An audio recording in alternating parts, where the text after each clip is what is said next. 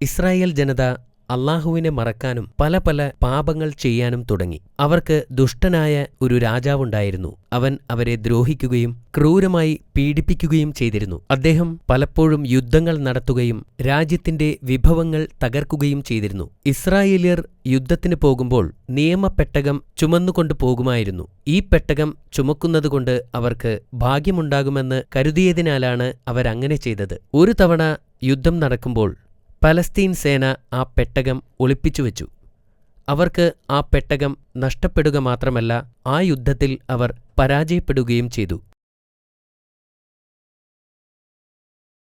സംഭവിച്ചതെന്തെന്ന് രാജാവ് അറിഞ്ഞപ്പോൾ അദ്ദേഹത്തിന് ഹൃദയാഘാതം സംഭവിക്കുകയും ഉടനെ തന്നെ മരിക്കുകയും ചെയ്തു. ഇസ്രായേല്യർക്ക് അവരുടെ രാജാവിനെ നഷ്ടപ്പെട്ടു.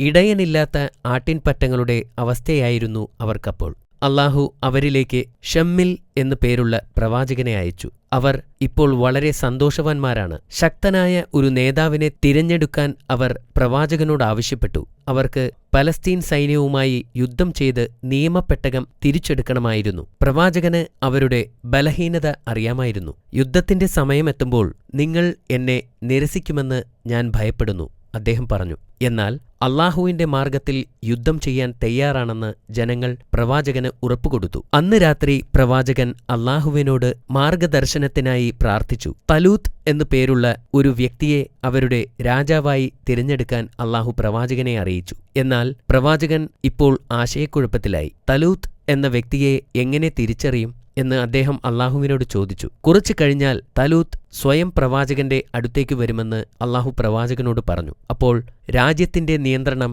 തലൂത്തിന് കൈമാറണമെന്ന് നിർദ്ദേശവുമുണ്ടായി. തലൂത്ത് പൊക്കം കൂടിയ കരുത്തനും ബുദ്ധിമാനുമായ ഒരാളായിരുന്നു. ദൂരെ ഒരു കൃഷിസ്ഥലത്ത് അദ്ദേഹം പിതാവിനോടൊപ്പം താമസിക്കുകയും അദ്ദേഹത്തോടൊപ്പം വയലിൽ ജോലി ചെയ്യുകയും ചെയ്തിരുന്നു. ഒരു ദിവസം തന്റെ ജോലിക്കാരനോടൊപ്പം കാണാതായ കഴുതകളെ അന്വേഷിച്ച് നടക്കുകയായിരുന്നു തലൂത്ത്. അവർ ദിവസങ്ങളോളം സഞ്ചരിച്ചു. എന്നാൽ അവർക്ക് അവയെ കണ്ടെത്താൻ കഴിഞ്ഞില്ല. അവർ ഇപ്പോൾ വളരെ ക്ഷീണിതരായിരുന്നു. എന്റെ പിതാവിപ്പോൾ വിഷമിക്കുന്നുണ്ടാവും. ബാക്കി മൃഗങ്ങളെ എനിക്ക് പരിപാലിക്കേണ്ടതുണ്ട്. നമുക്ക് തിരിച്ചു പോകാം, തലൂത്ത് തന്റെ ജോലിക്കാരനോട് പറഞ്ഞു. അപ്പോൾ ജോലിക്കാരൻ മറുപടി പറഞ്ഞു, ഇത് പ്രവാചകൻ ഷമ്മിൽ ജീവിക്കുന്ന സ്ഥലമാണ്. നമുക്ക് അദ്ദേഹത്തെ പോയി സന്ദർശിക്കാം. നഷ്ടപ്പെട്ട കഴുതകളെക്കുറിച്ച് നമുക്ക് അദ്ദേഹത്തോട് ചോദിക്കുകയും ചെയ്യാം. അവർ പ്രവാചകനെ കാണാനായി പോയി. വെള്ളം കൊണ്ടുപോകുന്ന സ്ത്രീകളോട് വഴി ചോദിച്ച് അവർ മുന്നോട്ട് നടന്നു. ആ കാണുന്ന മലമുകളിലാണ് നബിയുടെ വീട്. സ്ത്രീകൾ മറുപടി പറഞ്ഞു. അവർ പറഞ്ഞതുപോലെ തലൂത്തും ജോലിക്കാരനും മലമുകളിലേക്ക് നടന്നു. അവസാനം അവർ പറഞ്ഞ സ്ഥലത്തെത്തി. അപ്പോൾ പ്രവാചകന്റെ വീടിന് മുന്നിൽ വലിയ ഒരാൾക്കൂട്ടത്തെ അവർ കണ്ടു. പ്രവാചകൻ ആൾക്കൂട്ടത്തിന് മുന്നിൽ നിൽക്കുന്നത് തലൂത്ത് കണ്ടു. അദ്ദേഹം ഒരു വിശുദ്ധനാണെന്ന് തലൂത്ത് തിരിച്ചറിഞ്ഞു. തലൂത്ത് ദൂരെ നിൽക്കുന്നത് പ്രവാചകൻ കണ്ടു. ഇസ്രായേലിന്റെ രാജാവായി തിരഞ്ഞെടുക്കപ്പെട്ട തലൂത്ത് ആണ് അതെന്ന് അദ്ദേഹം തിരിച്ചറിഞ്ഞു. തലൂത്ത് ബഹുമാനത്തോടെ പ്രവാചകനെ അഭിവാദ്യം ചെയ്തു. തുടർന്ന് അദ്ദേഹം നഷ്ടപ്പെട്ട കഴുതകളെക്കുറിച്ച് അദ്ദേഹത്തോട് ചോദിച്ചു. വിഷമിക്കേണ്ട, കഴുതകൾ നിങ്ങളുടെ പിതാവിന്റെ സ്ഥലത്തേക്ക് പോയിക്കൊണ്ടിരിക്കുകയാണ്, പ്രവാചകൻ പറഞ്ഞു. ഇസ്രായേൽ ജനതയെ നയിക്കുവാൻ അല്ലാഹു അവനെ തിരഞ്ഞെടുത്തതായി തലൂത്തിനെ അറിയിച്ചു. അദ്ദേഹം ഏറ്റെടുക്കേണ്ട ചുമതലകളെക്കുറിച്ച് പ്രവാചകൻ അദ്ദേഹത്തോട് പറഞ്ഞു. അവരെയെല്ലാം ഒറ്റക്കെട്ടായി നിർത്തുകയും ശത്രുക്കളിൽ നിന്ന് അവരെ സംരക്ഷിക്കുകയും ചെയ്യണമെന്നും പറഞ്ഞു. അയാൾക്ക് വാഗ്ദാനം ചെയ്ത ഈ ബഹുമതി കേട്ട് തലൂത്ത് അമ്പരന്നു. അതൊരു വലിയ ഉത്തരവാദിത്വമായിരുന്നു. നേതൃസ്ഥാനം വഹിക്കാൻ അദ്ദേഹത്തിന് അറിയില്ലെന്നും അതിനുള്ള സമ്പത്ത് അദ്ദേഹത്തിനില്ലെന്നും അദ്ദേഹം പ്രവാചകനോട് പറഞ്ഞു. അത് അല്ലാഹുവിന്റെ കൽപ്പനയാണെന്ന് പറഞ്ഞ് പ്രവാചകൻ അദ്ദേഹത്തെ ശാന്തനാക്കി. അടുത്ത രാജാവായി അദ്ദേഹത്തെ പ്രവാചകൻ ജനങ്ങൾക്ക് പരിചയപ്പെടുത്തി. എന്നാൽ ജനങ്ങൾക്കതിൽ സന്തോഷമുണ്ടായിരുന്നില്ല. അവൻ ബിനിയാമിൻ ഗോത്രത്തിൽ നിന്നാണ്, ആളുകൾ വിളിച്ചു പറഞ്ഞു. അവൻ ജനിച്ചത് സമ്പന്നനായിട്ടല്ല എന്ന് മറ്റൊരാൾ വിളിച്ചു പറഞ്ഞു. അവനേക്കാൾ രാജ്യത്വമുള്ളവർ നമുക്കിടയിലുള്ളപ്പോൾ അവനെങ്ങനെ നമ്മുടെ രാജാവാകും? അവനൊരു സമ്പത്തുമില്ല.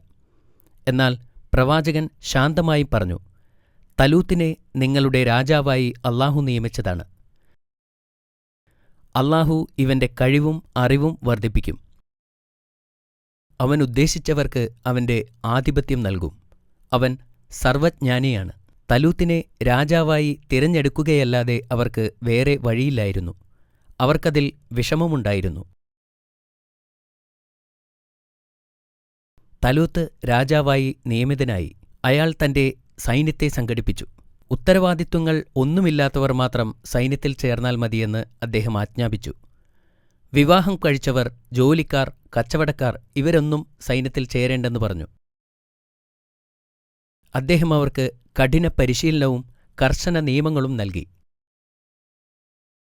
കുറച്ചു ദിവസം കഴിഞ്ഞ് തലൂത്ത് പലസ്തീൻകാരോട് യുദ്ധം ചെയ്യാൻ തയ്യാറായി. അവർ മരുഭൂമിയിൽ കൂടി ദിവസങ്ങളോളം സഞ്ചരിച്ചു.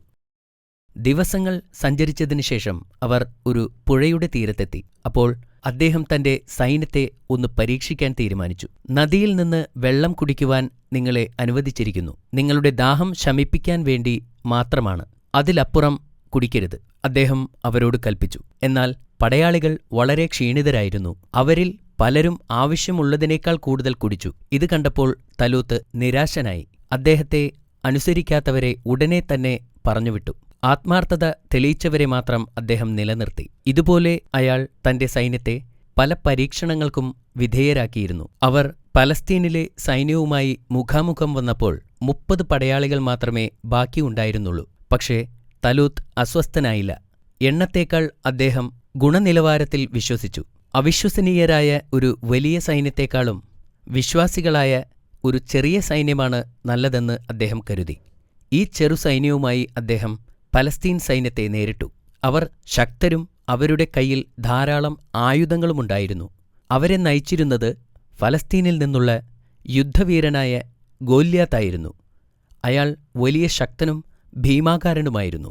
ഇത്രയും വലിയ സൈന്യത്തെ കണ്ടയുടനെ തലൂത്തിന്റെ ആളുകൾ ഓടിപ്പോയി. എന്നിട്ട് എന്ത് സംഭവിച്ചു? ആരാണ് വിജയിച്ചത്? അതേക്കുറിച്ച് ഞാൻ നാളെ പറയാം. മാഷാ അല്ലാ, വളരെ നല്ല കഥയായിരുന്നു ബാബാ. ചോദ്യങ്ങൾക്കായി നീ തയ്യാറാണോ? അതെ ബാബാ. എന്നാൽ ഇതാ നിനക്കുള്ള ആദ്യത്തെ ചോദ്യം. ഫലസ്തീൻകാരുമായുള്ള യുദ്ധത്തിൽ ഇസ്രായേല്യർ പരാജയപ്പെടാനുള്ള കാരണമെന്തായിരുന്നു? അവർക്ക് പെട്ടകം നഷ്ടപ്പെട്ടതുകൊണ്ടായിരുന്നു. അത് ശരിയാണ്.